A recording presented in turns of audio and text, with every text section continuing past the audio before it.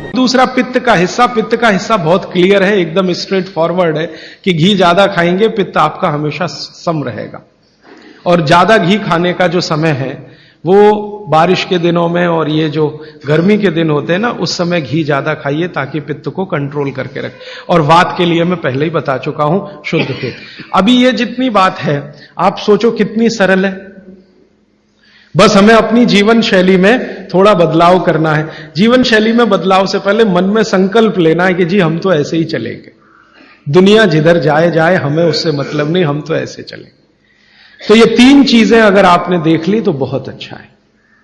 अब थोड़ा आगे चलें, अब और दूसरी चीजों पे मैं चलता हूं कि और कौन कौन सी चीजें हैं जो आपके आसपास हैं और आपके वात पित्त कफ तीनों को सम पे लाने में मदद कर सकती है। ये तीनों समभाग में रहें तो अच्छा होता है। और कौन कौन सी चीजें हैं? तो भागवती जी कहते हैं रसोई के बाहर जाने की जरूरत ही नहीं, सब वहीं है। भागवती जी ने एक सूत्र लिखा है, दुनिया का सबसे बड़ा औषधि केंद्र हमारा रसोई घर है। सबसे बड़ा औषधि केंद्र रसोई घर है। अब दुर्भाग्य से हम रसोई में जिनको मसाला कहते हैं ना, मसाला, वहां मसाला कुछ नहीं है, सब औषधि है। मसाले का और औषधि का अंतर मालूम है? ये मसाला तो शब्द ही भारत का नहीं है, पहले तो ये बता दूंगा। ये अरबिक शब्द है, फारसी से अरबी में आया, अरबी से हमारे घुस गया, हिंदी में और जगह जगह घुस गया। ये विदेशी आए तो ये शब्द भी आया। हिंदुस्तान में 17वीं 18वीं शताब्दी का साहित्य जब मैं पढ़ता हूं तो जब तक मुगलों का राज्य रहा तब तक मसाले शब्द का बहुत उपयोग है। मुगलों के राज्य के पहले एक भी जगह किसी भी शास्त्र में मसाला नहीं है। चरक संहिता पढ़ी मैंने, कहीं भी मसाला नहीं है उसमें। सुश्रुत में कहीं मसाला नहीं है, बागवट की कहीं मसाला नहीं है। पुराने जितने लेखक हुए हैं ना 10वीं शताब्दी के पहले के, कहीं भी किसी ने मसाले शब्द का इस्तेमाल ही नहीं किया। हर जगह है तो औषधि है, औषधि औषधि, जीरा औषधि, धनिया औषधि, ये औषधि के रूप में है। तो इनकी जो प्रॉपर्टीज हैं रसोई घर की, औषधियों की, ये सब आपके चिकित्सा के लिए है। अब मुझे समझ में आता है कि हमारे पुराने जमाने की माताएं बहनें, जो हमारी दादी हैं, नानी हैं, उन्होंने अपनी अपनी बेटियों को जो कुछ सिखाया, सब्जी बनाना तो क्या क्या डालना, जीरा चाहिए, धनिया चाहिए, हींग चाहिए, मात्रा कितनी कितनी चाहिए, वो सब बड़े वैज्ञानिक और चिकित्सक लोग रहे होंगे। क्योंकि रोज हमारे शरीर में वात पित्त कफ की स्थिति सम और असम होती रहती है। आप जानते हैं सुबह जो है ना वात ज्यादा होता है शरीर में, सुबह सुबह, दोपहर को पित्त ज्यादा होता है, शाम को कफ ज्यादा होता है। तो ये पूरे 24 घंटे में ऊपर नीचे होता रहता है। तो 24 घंटे में जो वात पित्त कफ ऊपर नीचे होता रहता है तो सब्जियों में उसी के हिसाब से औषधियां डाली जाती है।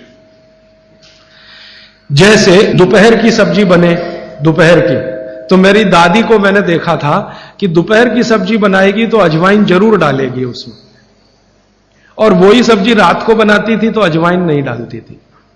तो एक दिन मैंने दादी से पूछा कि यही सब्जी दोपहर को मैंने खाई तो इसमें अजवाइन थी, शाम को खाई तो नहीं, क्यों?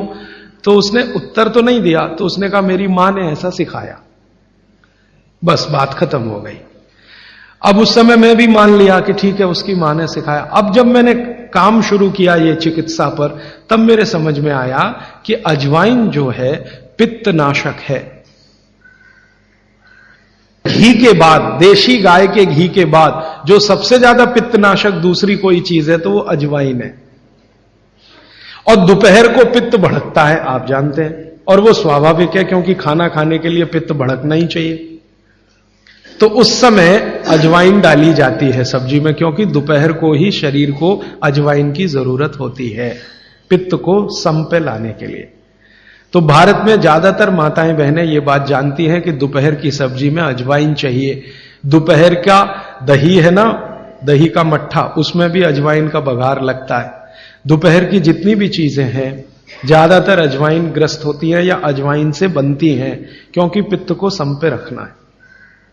तो आप सोचो जो लोग ये कर रहे हैं वो बिना कहे कितना बड़ा काम कर रहे हैं, हमने उसका वैल्यूएशन नहीं किया, ये हमारी मूर्खता। हमारे यहां तो एक बहुत बड़ा दुष्कर्म इस देश में हुआ है। अंग्रेजों के हम गुलाम हो गए तो सब कुछ हम भूल गए, अपनी चीजें। अंग्रेजों ने जो सिखाया वही हमें याद है। तो हम जीडीपी का कैलकुलेशन करते हैं अंग्रेजों के फॉर्मूले से। जीडीपी निकलता है इस देश का, ग्रॉस डोमेस्टिक प्रोडक्ट। तो मैंने बहुत बार इस देश के अर्थशास्त्रियों से पूछा कि जीडीपी में आप विचित्र विचित्र कैलकुलेशन करते हैं। जैसे भारत की पुलिस है, उस पर जो खर्चा हो रहा है वो जीडीपी का हिस्सा है। अगर चोरियां बढ़ी, डकैतियां बढ़ी तो पुलिस का खर्च बढ़ेगा तो जीडीपी बढ़ेगा। और प्रधानमंत्री छाती ठोक के कहेगा मेरे जमाने में जीडीपी 10% से ऊपर बढ़ गया। सो व्हाट, पुलिस का खर्च बढ़ गया, माने चोरियां बढ़ गई, डकैतियां बढ़ गई, अत्याचार बढ़ गए, अनाचार बढ़ गए तो जीडीपी बढ़ गया, तो क्या बड़ी बात है। तो हमारे जो जीडीपी के कैलकुलेशन है बड़े विचित्र हैं। इसमें चोरी हो, डकैती हो, लूट मारी हो तो जीडीपी बढ़ेगा, लेकिन माताएं बहनें घर में जो करती रहती हैं वो जीडीपी में है ही नहीं, कैलकुलेशन ही नहीं है उसका। भारत सरकार कोई कैलकुलेशन नहीं करती कि किसी माँ ने 1 किलो पापड़ बना दिए तो जीडीपी बढ़ा कि नहीं, तो कहते हैं जी मालूम नहीं बढ़ा कि नहीं बढ़ा, क्योंकि कैलकुलेशन नहीं है। किसी माँ ने दाल की बड़ी बना दी 5 किलो दाल की, तो जीडीपी बढ़ा कि नहीं बढ़ा। आपका मन क्या कहता है, बुद्धि क्या कहती है, बढ़ा कि नहीं बढ़ा।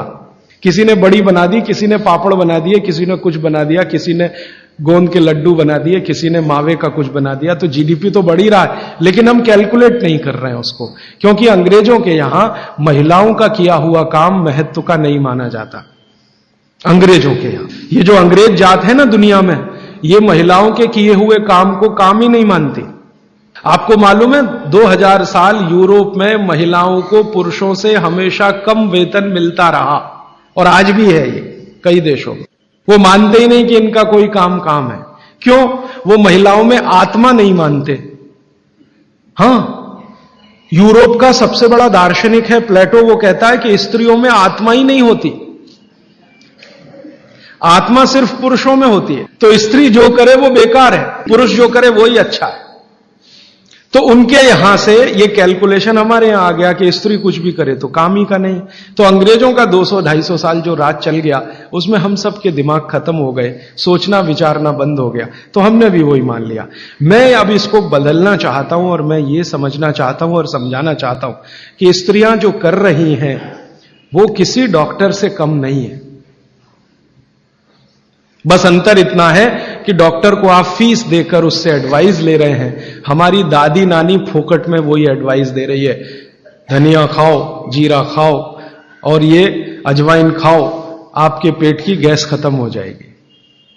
और ये 3500 साल से वैसे का वैसा ही है, अजवाइन खाओ तो गैस खत्म होती ही है। कभी भी आप करके देख लो। आप में से किसी को भी बहुत गैस बनती हो, पेट में एसिडिटी की तकलीफ हो, आज से शुरू कर दो। आप खाना खाया तो उसमें ध्यान रखो अजवाइन ज्यादा रहे, दाल में, सब्जी में, वगैरह वगैरह। और अगर नहीं कर पा रहे हैं तो खाना खत्म करते ही थोड़ी अजवाइन खा लो। अजवाइन ज्यादा तकलीफ ना कर दे, उसका बैलेंस है काले नमक के साथ, तो थोड़ा अजवाइन और काला नमक मिला के हर खाने के बाद खा के देख लो। 3 दिन में ना आपकी गैस बंद हो तो आप जो कहो मैं हारने को तैयार। ये गारंटी मैं नहीं दे रहा हूं, ये गारंटी अजवाइन दे रही है, मेरी गारंटी नहीं है, अजवाइन की गारंटी है।